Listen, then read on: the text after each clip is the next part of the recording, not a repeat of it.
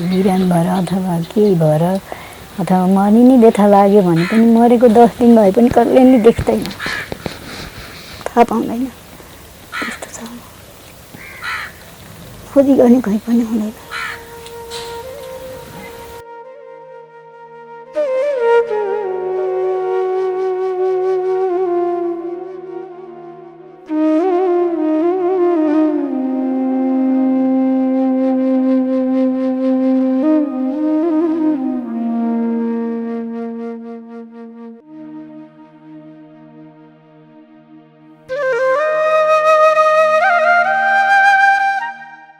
भिरमा फक्रेको एउटा रातो गुराँस, यस्तो लाग्छ उभन्दा सुन्दर कुनै अर्को फूल नै छैन।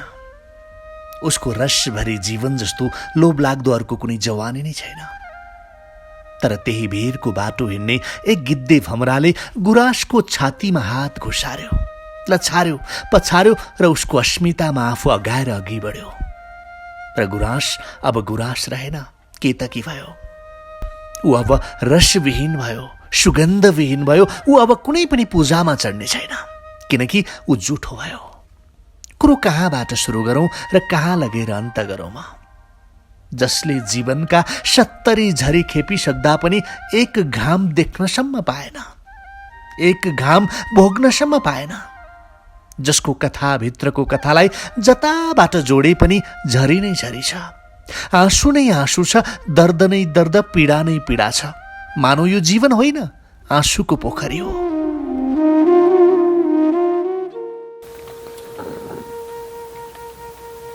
आँसु त छोरो गएबाट हराएबाट मैले मासु खान बुत्कै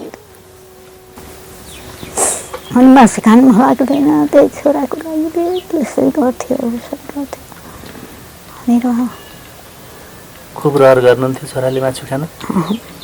मासु खान अति बहुत मिठो मान्ने। अनि त्यो हराएपछि मैले मासु खाएको छैन।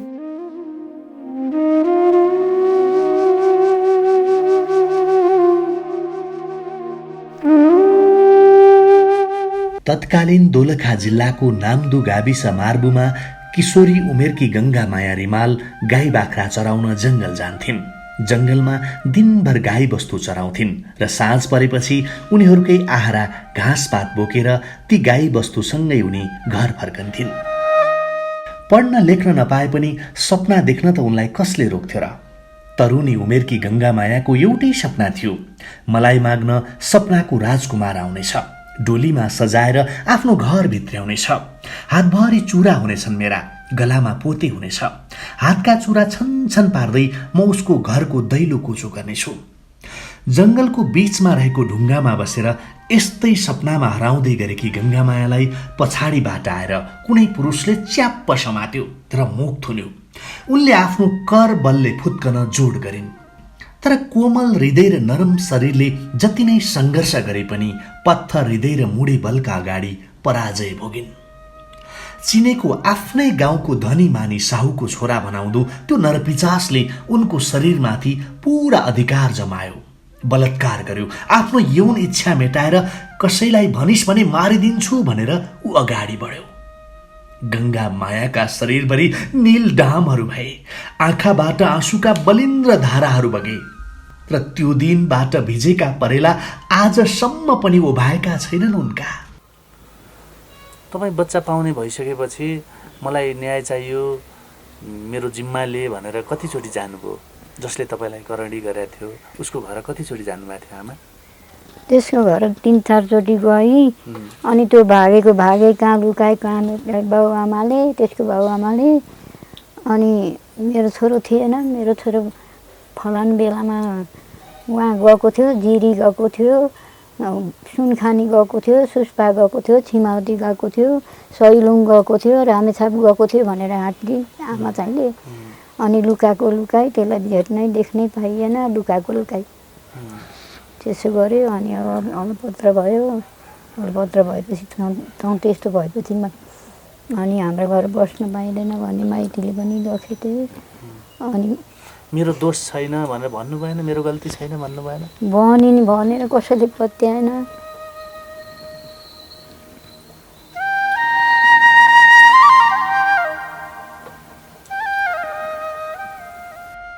जहाँ पातलो त्यही प्वाल भने झैँ जङ्गलको बास पनि गङ्गा मायाका लागि सहज बनेन। अकस्मात कुनै एक गाउँलेको घरमा लागेको आग लागेको सारा दोष उनीमाथि आइपर्यो। सोझी गङ्गा मायालाई सारा गाउँले मिलेर आगजनीको मुद्दामा जेल पुर्याए। सहनेकै छाती अचानो हुन्छ। उनी बलात्कारीको पेट बोकेर जेल गइन्। आगो लाग्दै गर्दा, गाउँमा आगो लाग्दै गर्दा तपाईँ कहाँ हुनुहुन्थ्यो? आगो लाग्दै गर्दा म त ओडारमा बसेको थिएँ। अनि यसले नै हो भनेर मान्छे, गाउँभरिको मान्छे खोज्दै खोज्दै खोज्दै खोज्दै खोज्दै आएर अनि मलाई पक्रेर ल्याएको। त्यही दिन उयो तिखातल भन्ने ठाउँमा बसेर अनि भोलिपल्ट बिहान अनि यो उसमा के अरे थानामा ल्याएको। अनि त्यो जगती भन्नेले त्यसरी ल्याएको। अनि किन नि तपाईँलाई किन नि आगो लगाएको? अनि आगो लागे, तैँले आगो लागेको हो, तर तँलाई जेलमा पर्न दिन्न, म निकालेर लैजान्छु, मैले लगाएको हो भन्, मैले गरेको हो भन् भनेर भने जगतले। अनि मैले जस्तो त्यसले भनेको थियो त्यही मैले लगाएको हो, मैले लगाएको हो, कसैलाई भन्नु परेन मैले लगाएको। अनि अरूलाई दोष लाउनु परेन, मैले लगाएको हो भन्, अनि तँलाई निकालेर लैजाउँला पैसा हालेर भनौँ, मैले त्यही भनेँ। जेलबाट छुटेपछि जगत भन्ने मान्छेलाई भेट्नु भएन? भेटिने यहीँ आउँथ्यो कि मेरो छोरालाई मेरो पास लेख्नु छ, निवेदन लेख्नु छ, चाँडै भात खाएर हिँड, मेरो लेखिदिए भनेर भन्थ्यो। अनि आउँथ्यो, अनि त्यसलाई लिएर जान्थ्यो मालमा, अनि लेख्न लाएर अनि जान्थ्यो ऊ। बेला आउँथ्यो, अनि त्यो दिन पनि जान्छु, जगतीले आइज भनेको छ, जान्छु भने नजाए। त्यो राम्रो मान्छे छैन, पहिलादेखिको सोसकी हो, त्यसले जे पनि गर्न सक्छ। नजा, त्यो जङ्गलको बाटो छ, माओवादी बाटोबाट हिँडिरहेको छ। अनि यो सिआइडी आयो भन्ला के भन्ला, नजा, एउटाले हुत्याइदेला, के अरे खोला हालिदेला, नजा भने बिहानभरि भनेको। मैले भनेको मानेन। अनि बेलुका आउने बेलासम्म हेरिराखेँ, अनि आएन, गएछ क्यारे। मैले भने के मान्थ्यो, जगतीले भनेको थियो गएछ क्यारे भने। अनि 3-4 दिन त आउँछ कि भन्ने बाटो हेरेँ, त्यहाँबाट आएन। त्यहाँबाट खोजेँ, संसार खोजेँ, पाइएन। गङ्गा मायाले जेलमै आफ्नो बच्चालाई जन्म दिइन्, न्वारन गरिन्। जेलबाट छुटेपछि सडकमा लावारिस जीवन बाँच्दा बाँच्दै दोलखाको टुटे पानीका एक मालपोत कर्मचारीको घरमा उनले शरण पाइन्। छोरोलाई त्यहीँ हुर्काइन्। मालपोतका कर्मचारीले एसएलसी सकेपछि उनको छोरालाई लेखापढी गर्न पनि सिकाए र मालपोत अगाडि बसेर उसले लेखापढीको काम सुरु गर्न थाल्यो। उहाँ घरबेटीलाई थाहा छ, बुवालाई के थाहा छ भनिदिनु त? मलाई अब कोही थिएन उसको, ल बस भनेर राखियो। राखिसकेपछि अनि यहाँ आएर पार्टीमा आएर रुगायो। अनि त्यसपछि मेरो जानले के भयो भन त, म खानु पाइएन भने यसले दिएर लगेर खाऊ भने। अनि यहाँ तल अर्को गोठमा कहाँ त्यहाँ हाम्रो बुवा जानुभएको थियो। हजुर। अनि फोहोर जस्तो देखाएर छ। ल भन नि यहाँ आइसकेपछि बस नदिनु पऱ्यो, ल बस नपुग्दैमा ल है भनेर काम गर्थ्यो। त्यही त तपाईँ घरमा काम सघाउने? काम गर्थ्यो। कति वर्षको हुनुहुन्थ्यो तपाईँको घरमा यसरी आउँदाखेरि? अहिले हजुर खोइ थाहा नै भएन। अहिले त 70 वर्ष पुग्यो, त्यतिखेर कति यहाँ त्यस्तै 32 सालमा त्यस्तै 25 वर्षको थिएँ होला। अनि छोरा चाहिँ सानो थियो, ल्याएर अनि मालबल जाने। अनि लु 32 सालमा बस्नुभएको यहाँ आएर? 32 सालमा अनि 32 सालमा जेल पर्नुभयो भनेपछि यसो गरिसकेपछि अनि वकिलसम्म भएको।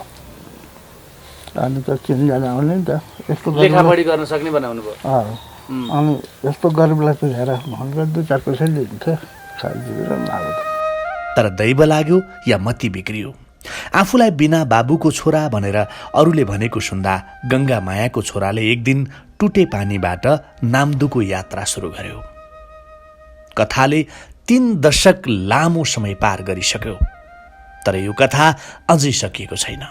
बसेपछि त्यतिकै गर्दा गर्दा त्यसको दिमाग खुसिया जस्तो भयो क्या। अनि अब के भयो भने गर्दै त्यस्तो हिँड्ने भयो। अनि त हेर नाम्दो नजाए त त्यतिर म जान्छु भन्दै पछि गएपछि त्यो खत्तम पार्दैछन्। यस्ता निकाल्न के भन्नु, त्यो हामीलाई शङ्खा चाहिँ अंश माग्छ भनेर मारिदियो।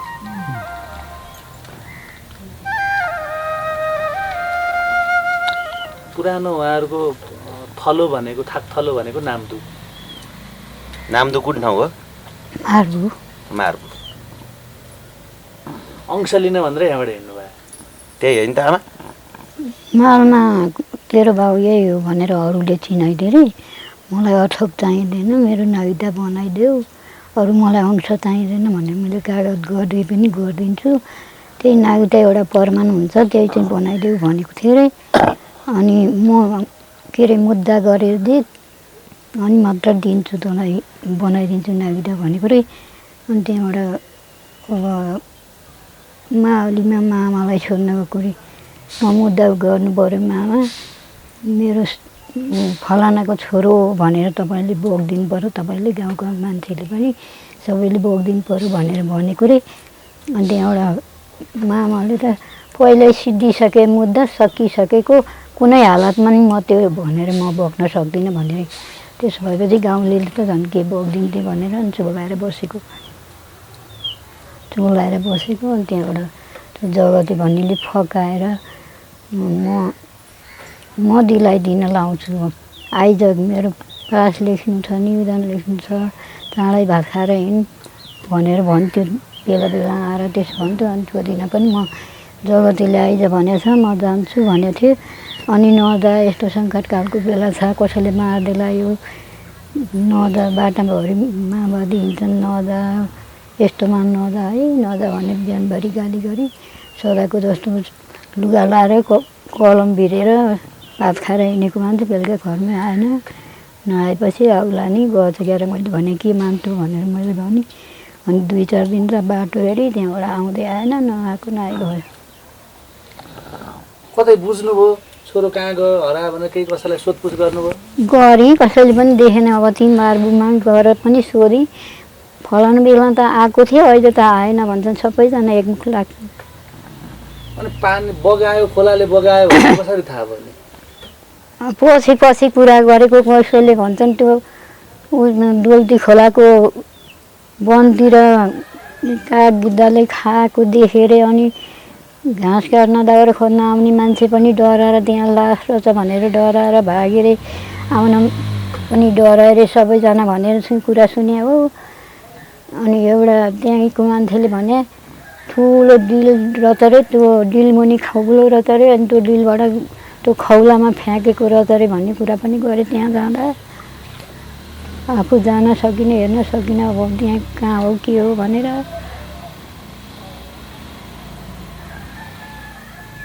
कति सालतिर कुरा यो 61-62 त्यही लडाइँ यो माओवादीको बेलामै हो। माओवादीको यहाँ द्वन्द्वकालको बेला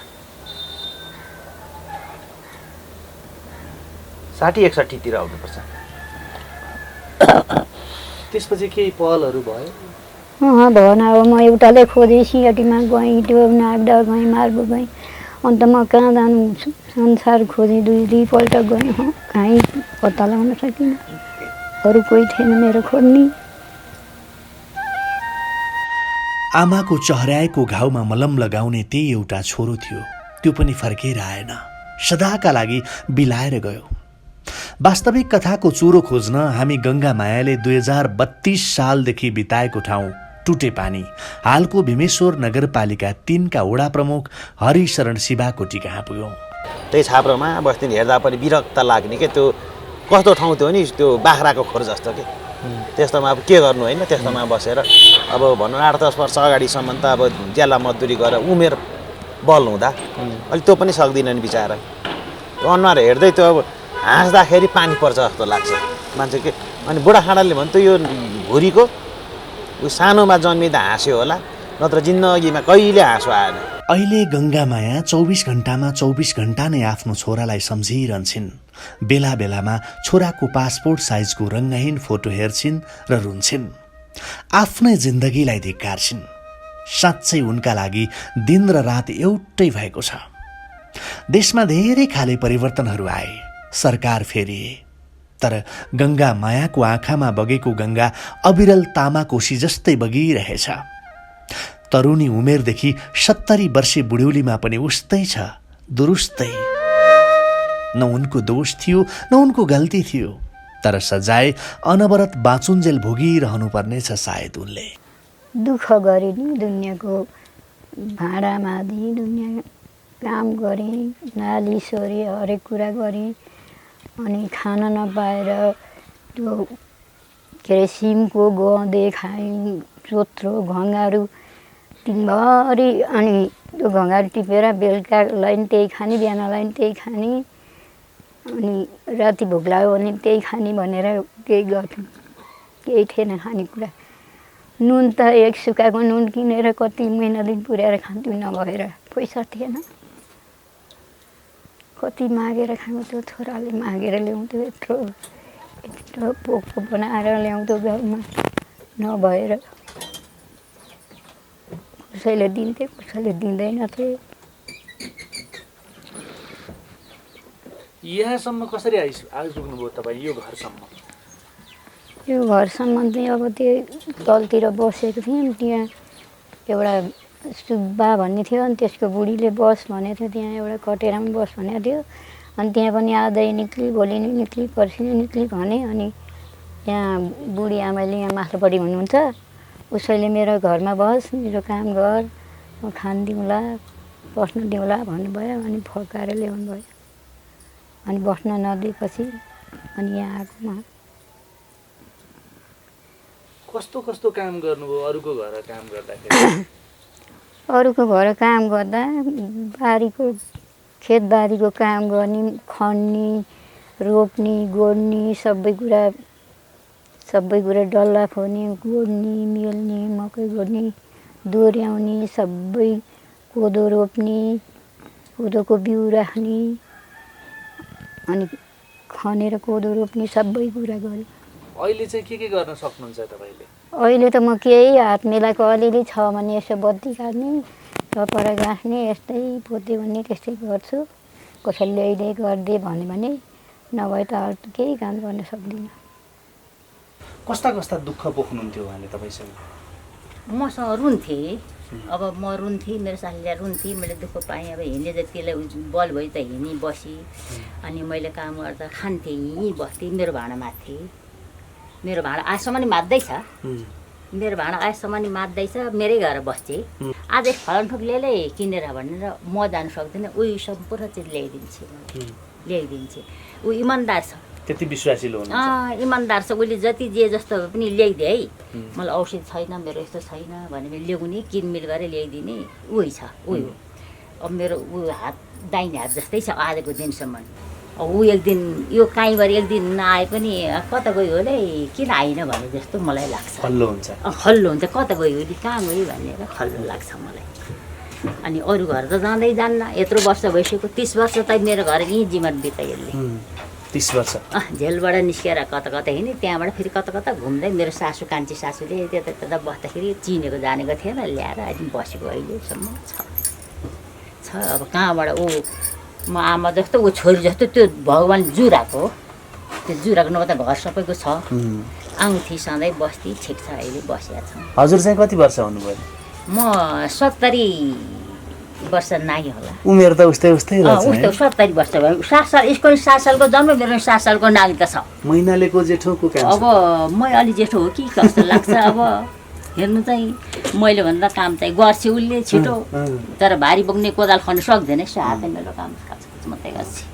दाँत त उहाँका भन्दा तपाईँका रचना। अब खै उसको दाँत, अब किनभने दुःखको दाँत त्यो। अब कारागारमा बसी होला, खानु पाइएन होला, जे पनि टोल्छु होला, जे पनि गयो होला, त्यस्तै हो। बुद्धि अब आइमेको बुद्धि अलिकति छोटै हुन्छ। आइमे बुद्धि सबै लेखेको कुरा मेटिँदैन त्यो।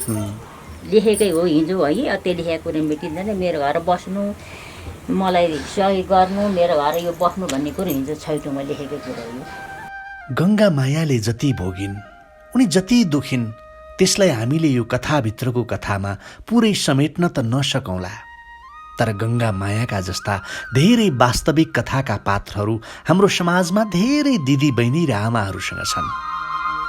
हामी सबैले चाहना राखेर मात्र हुँदैन, यो प्रयास पनि गरौँ कि कुनै नारी बलात्कृत हुन नपरोस् र बलात्कृत भएपछिको तिरस्कृत जिन्दगीको सम्पूर्ण हिस्सा नारीले मात्र भोग्न नपरोस्। गङ्गा मायाको जीवनभरको खुसी र हाँसो खोज्ने र सपना लुट्ने को थियो त? यो जिज्ञासा मेट्न हामीले उनलाई थप प्रश्न गऱ्यौँ। अनि तपाईँको छोरालाई तेरो बाउ यही हो भनेर चिनाइदिनु भएन त? अनि मैले अब यताउता आउँदैन, उहाँ जाने कुरा भएन। उसले चिनेको थिएन। अनि मालमा लेखनदासहरूले उसको साथीहरूले तेरो बाउ यही हो भनेर चिनाएको रे। अनि त्यो चिनाएपछि अनि मेरो नागरिकता बनाइदिनु बुवा, मलाई अथवा चाहिँदैन,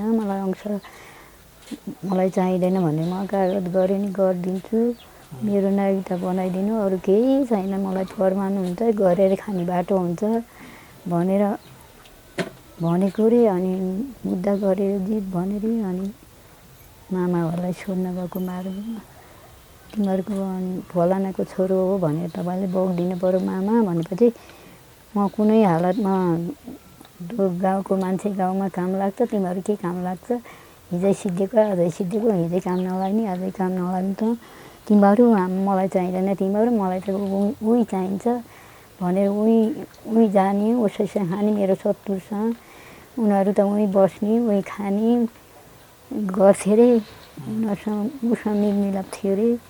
अनि माइती पनि सहयोगी भएर सबै लागेर त्यसरी मारेको। अनि तपाईँसँग तपाईँको छोराले कहिलेकाहीँ कुरा गर्थे कि गर्दैन थिए कि मेरो बाउको हो भनेर कहिले सोध्थे कि सोध्थे? सोध्थे, तेरो बाउ त्यही साधुराम हो, त्यही हो भनेर भनेको थियो नि मैले। भनेको त्यो साधुराम हो अरे मेरो बाउ। साधुराम नाम। साधुराम अरू के पछाडि के कुरा? शिवाकोटी। साधुराम शिवाकोटी। सबभन्दा धेरै दुःख केमा लाग्छ आमा अहिले सम्झिँदाखेरि? हरेक कुरामा लाग्छ, त्यही छोराकै उ लाग्छ। हरेक सम्झिँदाखेरि अरू कुराको लाग्दैन, त्यही छोराकै लाग्छ। खाना नखाए खाए नि भयो, नखाए नि भयो, त्यो छोराकै याद आउँछ।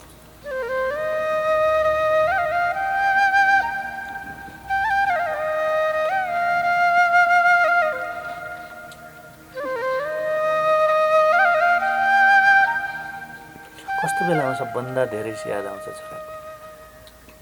जहिले याद आउँछ, सुत्ने बेलामा, बस्ने बेलामा, खाने बेलामा जहिले याद आउँछ।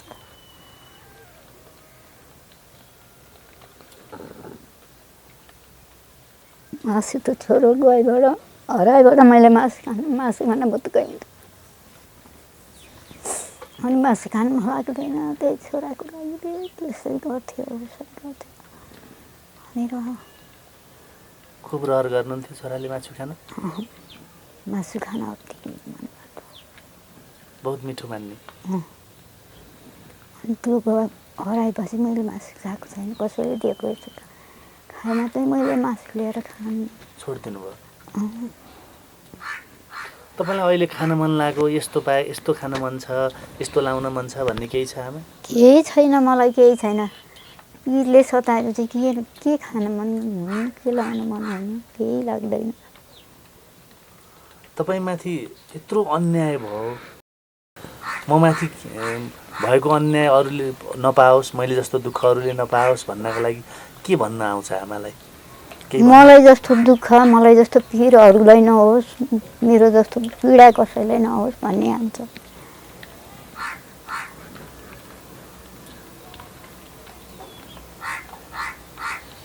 यस्तो गर्न पाए हुन्थ्यो भन्ने केही छैन त्यसो भए? केही छैन, यस्तो गर्न पाए हुन्थ्यो, उस्तो गर्न पाए हुन्थ्यो भनेर आँटै आउँदैन। आतेश लाग्छ, के हो सम्झ्यो भने आतेश लाग्छ। त्यही छोरा आउँथे के गरी मार्यो होला के गरी गर्यो होला कसरी मार्यो होला कसरी यस्तो भयो होला के भयो होला मार्दाखेरि कस्तो भयो होला त्यही आउँछ।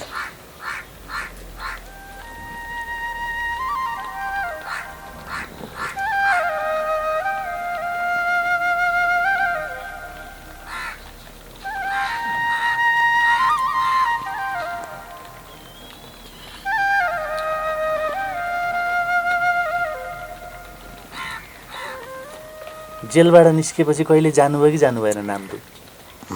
गइनँ। किन जानु भएन नि? माइतीले त्यस्तो गर्छन् अनि किन जानु?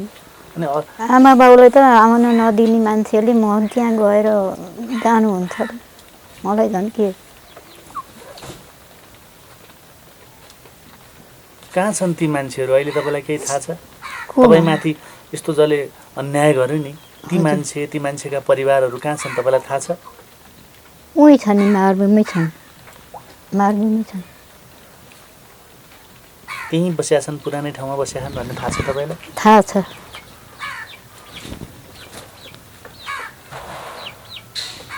कतिको रिस उठ्छ अहिले ती कुरा गर्दाखेरि तपाईँलाई? रिस उठेर केही गर्न सक्ने छैन के गर्नु। जिन्दगी के रहेछ आमा?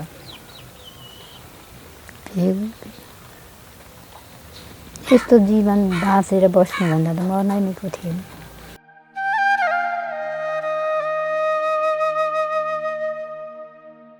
आफूले जति नै चोट सहनु परे पनि सन्तानको मायाले चिरिने आमाको मर्म बुझ्ने सन्तान भेट्न हम्मे हम्मे पर्छ अहिलेको जमानामा।